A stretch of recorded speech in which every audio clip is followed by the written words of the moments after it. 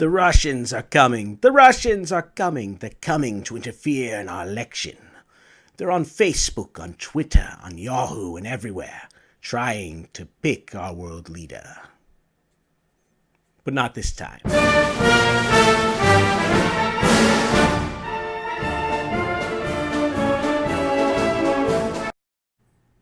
So, one of the things that I noticed that was suspiciously absent from the 2020 election last month was the ubiquity of Russian interference.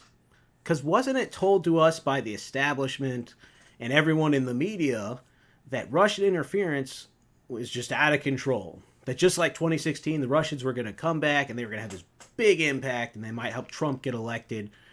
And it would just be a whole big thing, right? Well, looks like that didn't happen, did it? As a matter of fact, election day came and went, and I don't think we heard even a single thing about Russian interference for the most part. I mean, as far as I can tell, nothing was hacked. No voter rolls were messed with. There was no big, media thing that happened that the Russians were behind that damaged Biden in the polls. None of that happened. And for years prior to the 2020 election, we were told over and over again by the media that Trump was looking the other way on Russian interference and he was just being soft on Putin and he was just letting Putin do whatever he wants, and that because of that, the Russians were going to be back and they were going to be way more in 2016 and they were going to do all kinds of crazy stuff in our election. It was just going to be huge. Yeah, well, none of that happened. None of that happened. As a matter of fact, the only indication of any kind of Russian interference that we saw or we got from anybody was a probably from the intelligence community a few months prior to the election. They said that probably the Russians were doing something on Facebook or Twitter to damage Biden's candidacy. They're putting out little videos or they're making little ads to, make Biden look bad, as if there wasn't enough out there to make Biden look bad. But that was all that we heard. And in addition to that, in this election cycle, we saw the emergence of a different kind of interference, one that the media didn't really seem to want to talk about as much.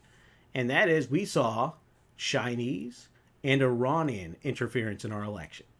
On Twitter, Facebook, all over the place, we saw Chinese and Iranian bots and different sites affiliated with those governments interfering and promoting propaganda to damage not Joe Biden, but Donald Trump.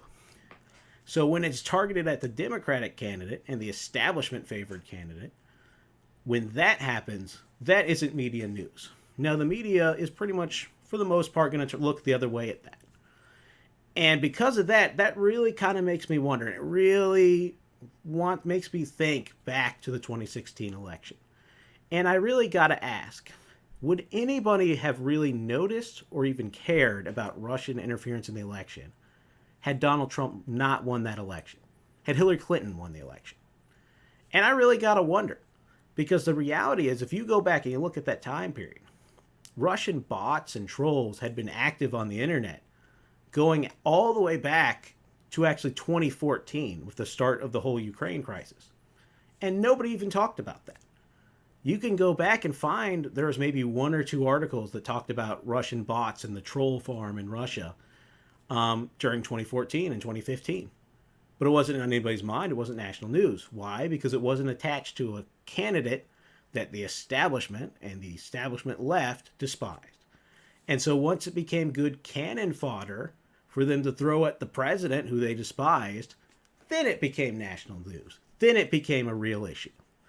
So really, when it comes to things like Russian interference, there might be a real component to it.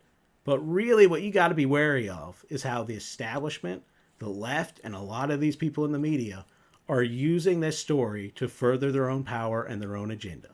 And it's going to be interesting to see, can we recapture the narrative and bring this closer to truth and not let these people control the narrative in this way? That's really what I want to know.